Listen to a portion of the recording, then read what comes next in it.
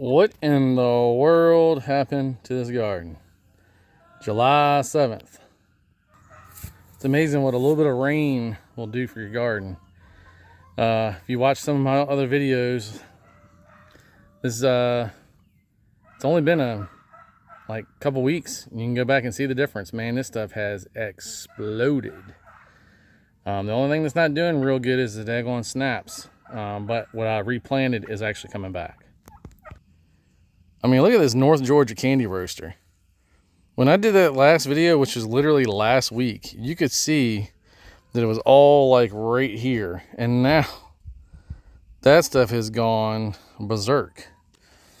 And the squash is absolutely massive. Can't tell it on here, but it's like up to my waist. And then that's them striped melons that I've never grown before. I think it's like an Indian variety or something. No, I'm sorry, that's the Sweet Passions. The other variety is like from India. But I mean, we are loaded with blooms, that is. There's no veggies on them just yet. But man, these things have gotten huge. Like I said, a little bit of rain goes a long ways. This is my son's pumpkins. And then here's the beans. You see how they grown all over the trellis, and then I had to replant, so they're coming back. It's a bunch of them. As long as the birds and squirrels don't find them, they'll be all right. And then the ground cherries, they're doing really well too. I had one of them daggone hornworms on that plant right there, so it was chowing down on it. Then I chunked them over there to the chickens, and the young ones had their way with it. And I know I sound like I'm sucking wind, but good grief, man. I'm like drinking the oxygen. I mean, you can't tell it, but I have sweat through. This is my second t-shirt now, and it's only like 10:30. Whew. Man, it's bloody hot. So the chore for today is to put the old hay from the cows down in here so that it'll give something for the weed block, but it'll also give a nice bed for all the vine runners. And this daggone bed right here, watermelon's been taken over by grass super quick. But anyway, I'm gonna run some of these vines back around into its own row and then throw hay down through there, and the same thing all through this. And then this stuff right here is doing fantastic. I can't wait for the snaps to start blooming, start getting some beans. And then look down in here, I already got one squash. There's a bunch of little babies growing in here. Another ground cherry, and then a volunteer cantaloupe from last year's fruit. So I just scooped some of that up, and I'm gonna get ready to put that in there. It's got a little bit of manure, but not too much. I don't want fresh manure going straight into the garden. It needs to break down a little bit before I do all that. But here's the sunflowers. They are up to my nose, so they're doing good. And then these, I started from seed on 6-8, these zucchini, and they're huge too, so doing good.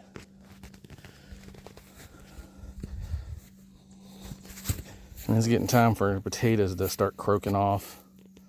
I'm gonna start digging them up. And here's the full sun garden. This is a 4-foot fence, so these tomato vines are now over 4 foot. And there's a bunch of them on here too. And a bunch of them. And this is not a cherry tomato plant. This is, was it Alice's Dream, I believe? And see, these Alice's Dream have like little purple stripes to them, and they'll be like an orangey type of color. And it's an heirloom.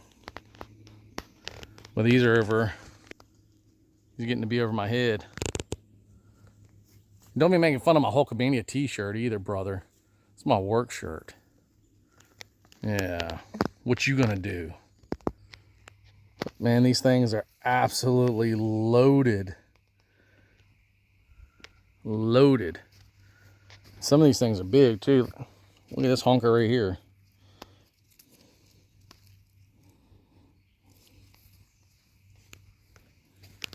I tried caging some. I don't know if I like caging them better than just, you know, tying them up like normal, but whatever. One thing that has been kind of taking a hit from all this heat is the cucumbers. They're not faring too well. They got fried a couple times. This end isn't doing all that great anyway. But other end is doing all right. I got a bunch of baby cucumbers on the backside. And see, that's the reason why I run it up the fence. So then you can just go around the backside and pick them. Here's a bunch of them in here. This garden got scorched though from the heat. It's been brutal.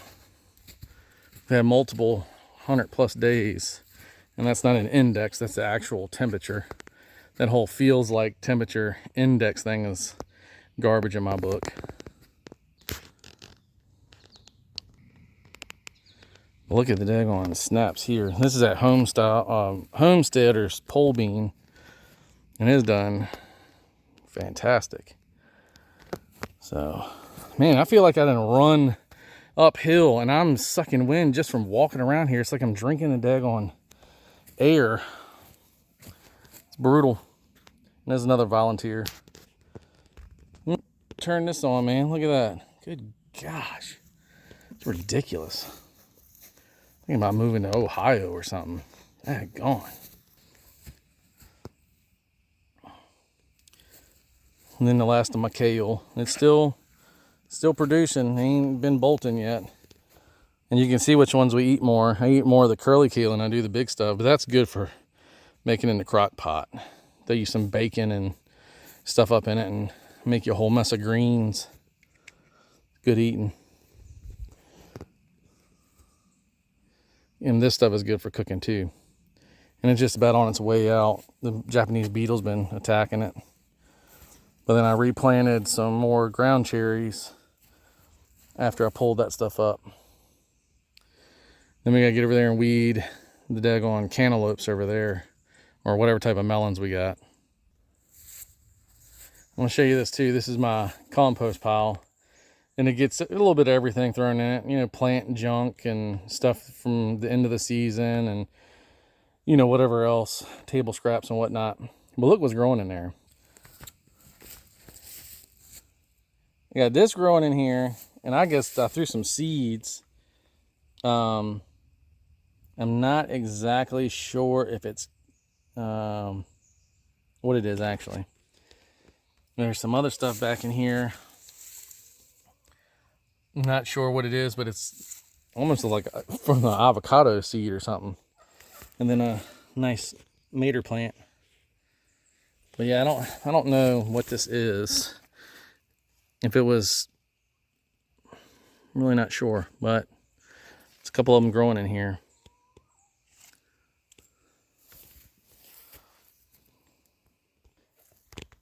All right, go get to work. Daggone. Soaking through my hat and everything. All right, that was just a quick video. I wanted to show you how the stuff exploded after just getting this rain the past week or so from vacation. As we come back, it was absolutely bone dry. I mean, it was like fish turd in a desert dry.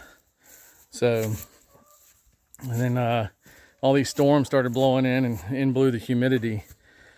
And did I tell you it was brutal? I mean, it's brutal out here. It is absolutely brutal.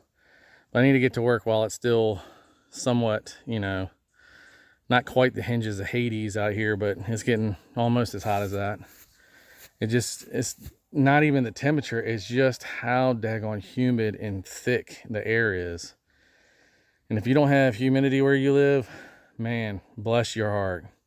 We went to the desert one year and felt what it was like to have absolutely no humidity. And it was like the greatest thing. I had no aches or pains. My back didn't hurt.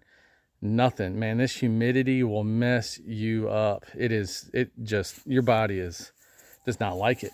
It does not like it at all. And the older you get, or the older I get, the more my daggone body hurts. So, all right, I got a bunch of junk to get done. Be a good day to sit inside the house and watch a movie. But I can never find time to do that. I don't know why. I keep punishing myself doing all this stuff outside. So, oh yeah, here's my other project. Workbench inside the barn. I did that the other day when it was blazing hot. So, all right, that's it. I gotta get to work.